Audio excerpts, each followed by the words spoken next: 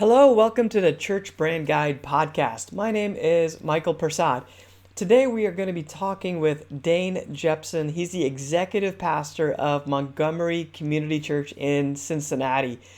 This is a great story of how a church that was thriving was able to rebrand to better reach a post-pandemic world. You know, the pandemic happened and all the churches, we had to figure out how do we go online to reach people where they are, because there was no way for them to come and do church like they've been used to doing church in person.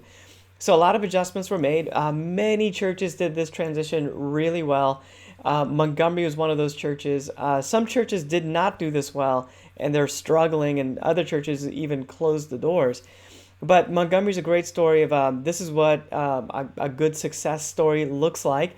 And they even decided that they needed to rebrand so that coming out of the pandemic, on the backside of it, as people started to come back in person, they would be ready to engage with people online and in person. So they realized that, hey, they wanted to do this moving forward. They wanted to make sure they could still reach people because their reach increased. They were able to get people to come to church that were beyond the city limits of where they were, beyond the state. And they even saw people internationally coming and attending services through the online experience.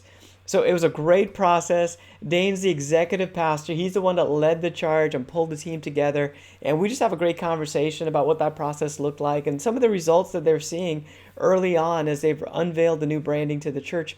When you do it right, it really builds momentum, and that's what's going on with Montgomery. So it's a great thing. So we'll jump into that in just a moment.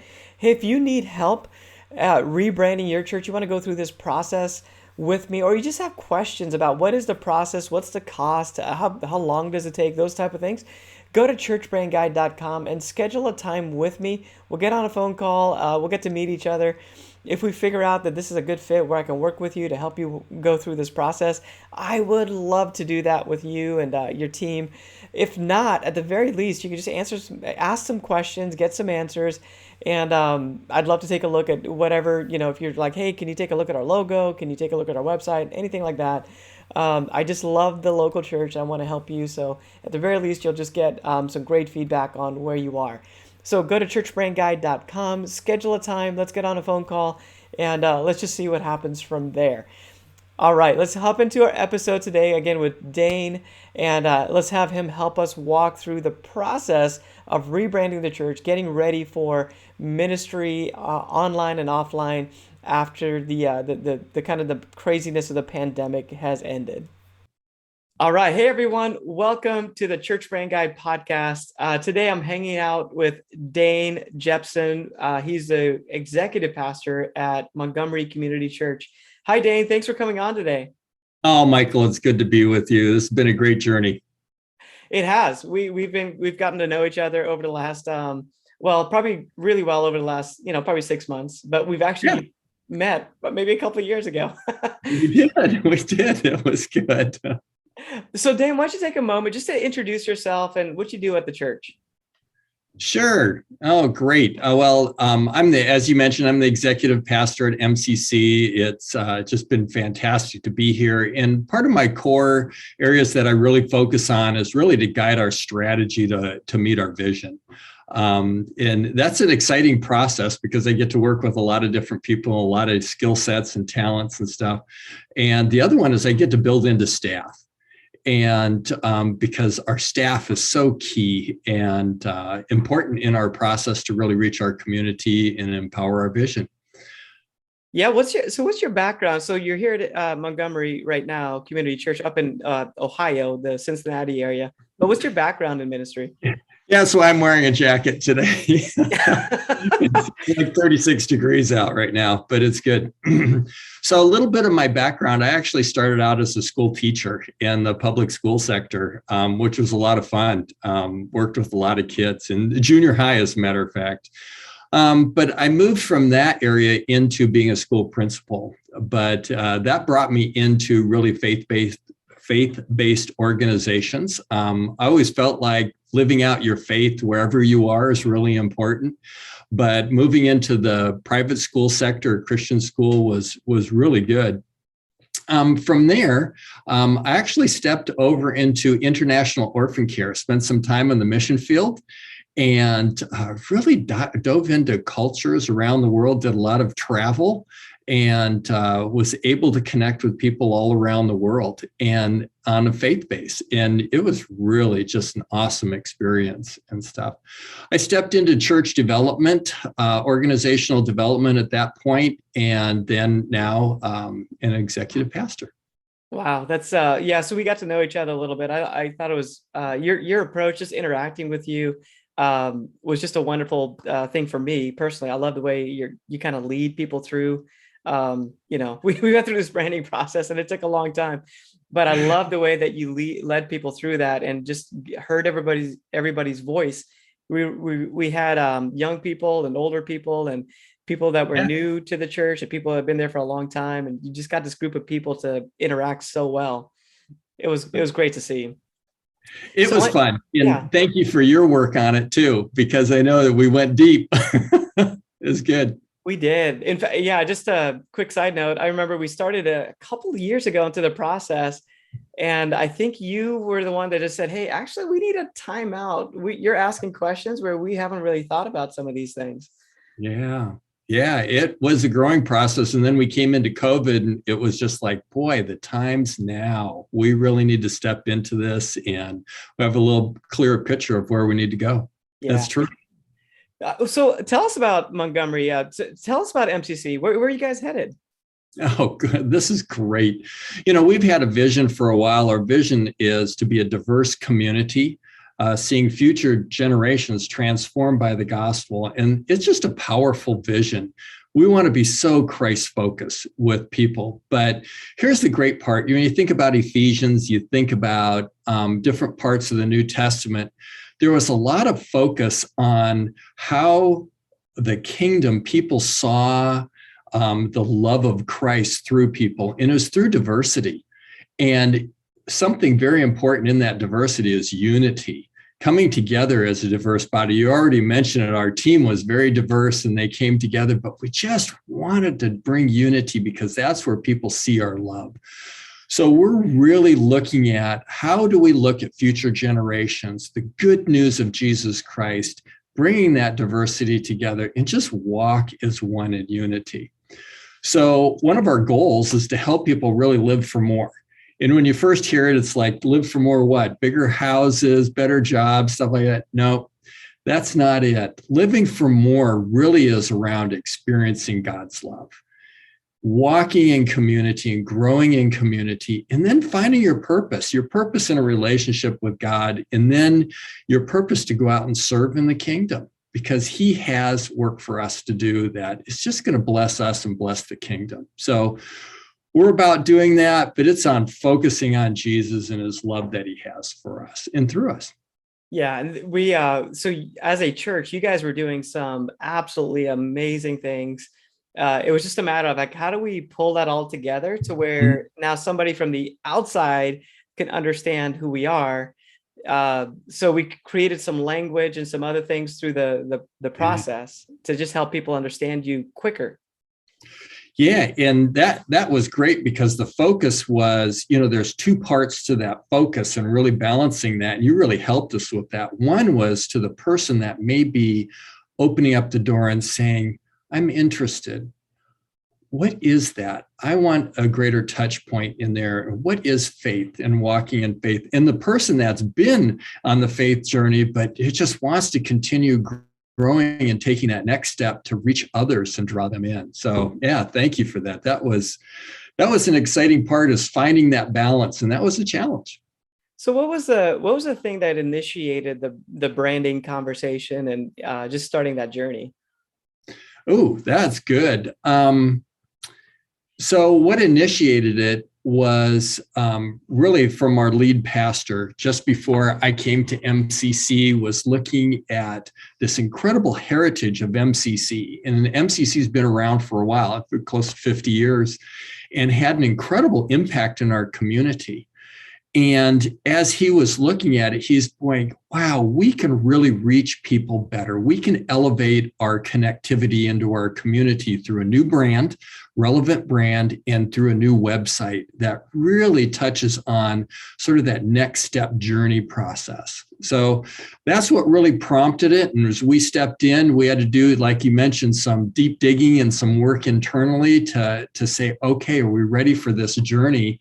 And then how do we take those next steps? Yeah. So the initial conversations were about, hey, how do we kind of update our look and feel and website, those type of things, so that people in our community see us as being relevant to them. Mm-hmm. And so that started kind of a process where we asked some questions, and then came up with some solutions, some answers. Like, you already had it. Like, it wasn't like you already had it. We just need to figure out, like, how do we communicate that? What does it look like? Those type of things. I guess, how did you decide who would be in the room for this process?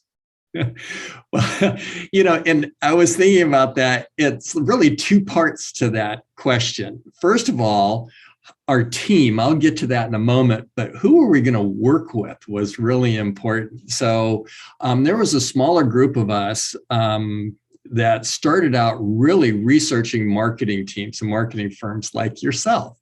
And one of the things, I'm sure I never shared this with you, but we actually went out and we took a look at like 4 or 5 marketing firms, and we went deeper and deeper with them, even to the point of interviews, taking a look at what they had done, where they had connected, and how they did it, that they were able to really take and draw people in, not just splashing something up to make it look cool, but really help people on a journey.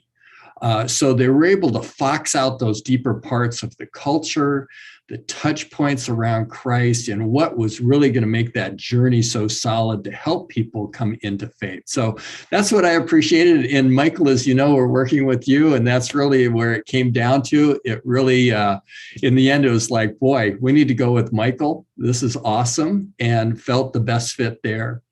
The second part was really stepping in with our team. You mentioned it before, is we wanted a diverse team that really represented our culture. If our vision is to be a diverse community, we wanted to make sure we represented that in all ages and stages of life, cultural diversity as well. And when that team came together, even parts of our leadership, our youth, our young adults, we wanted to draw all those people into it. It was exciting because I knew something was going to take place. We stuck in there and worked on unity in that process. We were going to come out with a real tight team. And we were really excited about that team, especially as they took this whole process out into the congregation. But hopefully that touches on it. Yeah, that was great. Definitely a good mix of people that were very engaged. It was good. It was good. It was just all these different perspectives and backgrounds coming together, talking into, what that looked like, and then finally kind of figuring out, okay, well, this is what we mean, this is who we are, those type of things. So ultimately, that helps us to create a very clear brand that people can then understand quickly. And what people understand quickly is what they'll buy into. So that was our hope in creating a lot of those things. Can you describe a little bit of the process? And we talked around it a little bit, but I'm not sure. I'm sure you guys, like, I saw it from my perspective. Like, we got on a few phone calls, some Zoom calls, and walked through some things. But I'm sure on the back end of it, there was a little bit more going on as well. Yeah. So the process, and I really appreciated the prompts that you brought to take a look at different things, and sort of you laid out sort of a journey path that helped us into a framework. That was really good. And each step of the framework, a couple of things took place. One, the conversations were deep. And like you mentioned, we literally felt like we got stuck on some things, and we would move forward and we'd come back to it, because as you go through the process of this journey, your forward journey also informs where you were, and it brought things up that we go, wow, we can bring greater clarity to that.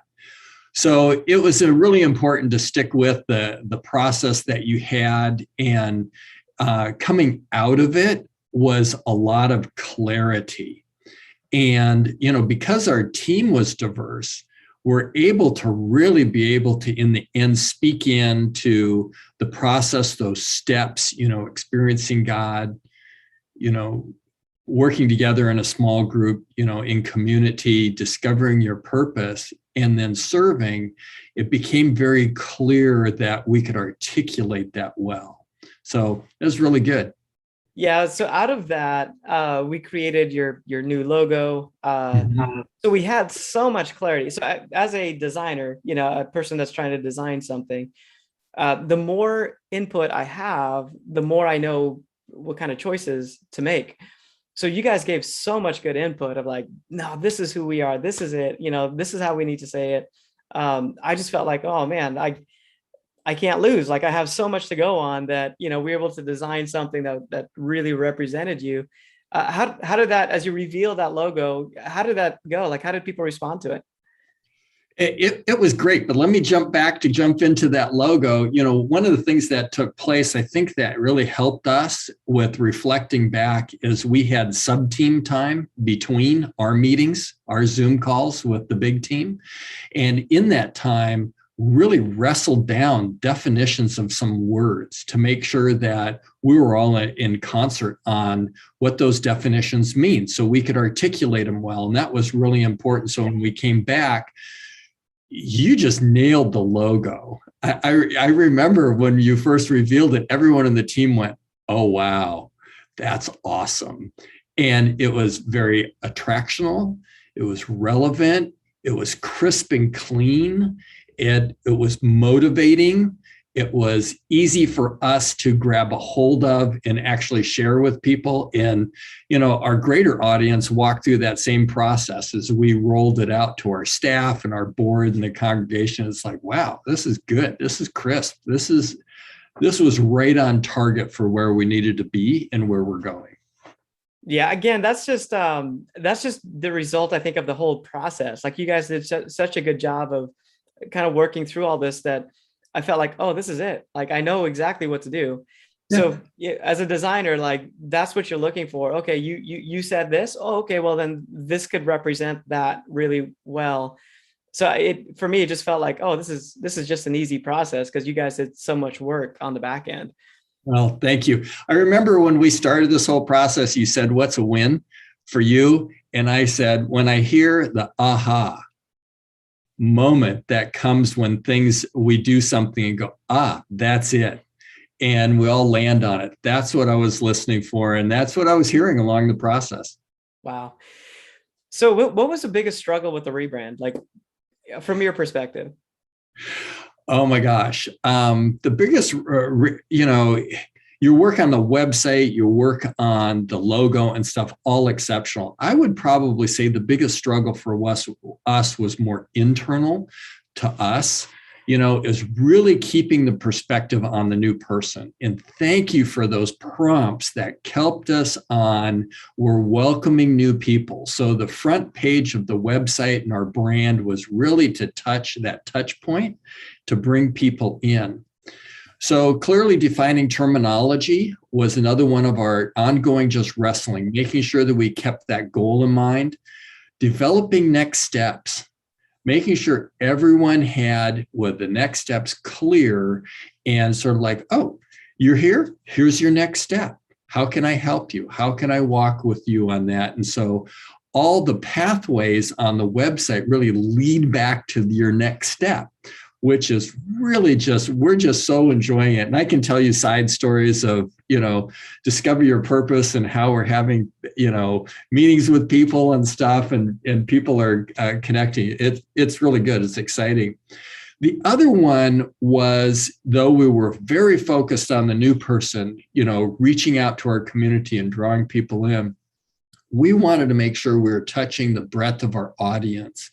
And that was, we wanted to make sure we continuously reached and were building into people that were already connected in the church. So holding both those and saying it's not one or the other, it's both, and we want excellence in both, was key to the process. And I really feel like our end product that you helped us with on the website and logo really achieved that. And that's why we're so excited and moving forward on things. Yeah, it was again a great process. I think you were kind of the thing that made it all work really well. your prompts and kind of getting everybody to kind of sum up and kind of, gather back together, and those type of things made it all work so well. It seems like you're just doing what you were born to do. Well, thank you. It made a good team, and the team's just excited to be where we're at. We're having we're instituting these pathways throughout our processes at church, and we see people on them. They're connecting, it's working, and in that, it's ultimately, this is God's glory, right? We're here with tools and care for one another and working together as a team to really bring the kingdom growth and to bring God glory, because we want to honor him. That's what it's all about. Oh, that's good. That's a great way to wrap it up. Hey, Dain, thanks for sharing. I think there's a lot of things that'll come out of this that, you never know what people take away from it. Sure. But thanks for sharing your process, your journey, the fact that, it was a good, in a good way, like the best way possible. It was a struggle to kind of figure this out. I think it's going to encourage a lot of people. So thanks for coming on. Well, thank you, Michael, and thanks for working together. And I know our work continues. That's what's exciting. We have more projects online that we're going to work on, and we'll dive in with those as well. Bless you. Thank you. How can people connect with you if they have any further questions? Sure. People can connect with me at MCC, Montgomery Community Church. My email is djepson, first initial, my first name, and Jepson, Jepson, @mcc.church. Glad to interact with them. All right. Well, thanks again, Dain. And hey, for all you guys that are out there looking to rebrand, again, Montgomery Community Church had been around for a really long time. Very healthy, strong, thriving church. So just for our audience to relate to, Dain, how many people on a weekend typically come to MCC? Right now, well, this is a whole COVID thing, right? Our online took off. We're looking at 600-700 people online, close to 500 people in-house. So we're actually, through the whole thing, our total connectivity grew a little. So it's exciting, but people continue to come back. So it's good. We want to serve more where they're at, which is really important right now. I hope that conversation with Dain inspired you, or even just equipped you to go through the branding process if you're thinking about it, or if you're just wondering if your church has a strong brand. That conversation, I think, will give you some good insights on what it looks like to have a good brand, and also what the process looks like, so that you can then make a decision if that's something you need to do with your church. If you want to contact me, go to churchbrandguide.com. Let's have a conversation and see if I might be able to help you with this process. I do this all the time with different churches all around the country, and maybe we're a good fit where I can help you walk through this process. Or at the very least, I'd love to answer your questions and help you go further. There's 4 big things that you have to do in the branding process. Number 1 is create the strategy, and yes, that comes first. Otherwise, you're just kind of shooting in the wind and hoping for the best. But once we have a really good strategy, and there's a framework that I want to walk you through that helps us get the right strategy. There's just a way to do it that gets you the results that you want, just like Dain was talking about. So I want to walk you through that. The first thing is strategy. The second thing is your logo. Logo is the thing that's seen the most, so we just need to make sure that's done right. With the logo comes your brand elements, such as colors and fonts. So we just want to make sure that's locked in, that's right. And that way you can be consistent for a long period of time. The third thing is your website. It's the front door. It's where people go to first. Your website has to be a well-designed website that's designed to engage people. It should look good and represent really well and have a great user experience. And it should connect people to who you are, so that when they see you online and they come in person, there's an alignment that takes place. And then the fourth thing is your signage and your graphics, those type of things, those visual things. As people come onto your property, we just want to make sure that everything is in alignment. Even the online experience, your Facebook banner or your YouTube banner, or maybe you have some ads that you run. We just want to make sure all that's in alignment. So those 4 things: strategy, logo, website, and your signage and design collateral. Those 4 things have to be lined up so that we have a strong brand that people will trust over time as they see it and encounter it over and over again. So again, go to churchbrandguide.com if that's something you want to engage in. I'd love to talk to you and see where that comes from. Thanks for listening today. I really enjoy putting together these podcast episodes and hearing how this has helped people as I, get on the phone and talk to people. I get a lot of feedback of how helpful this is and just knowing what the process is. And it's been a wonderful thing for me to be able to do. I'd love if you would subscribe to the podcast. When you subscribe, it helps more people engage with the podcast. So I'd appreciate it if you do that. Leave a review if you can. Just let me know how this is helping you. And also, we are available online. This podcast is on video on YouTube. So if you're listening to this podcast episode and you want to see some of the website for Montgomery Church or the logo design concepts that we came up with, you can go and see it on YouTube. I also stream that on the website. There's a little post area where you can go to podcast and you can see the video of the podcast episode, which will show you the visual elements that we came up with. Again, my hope, my goal in doing all of this is to inspire you to help church leaders just like you to get this right.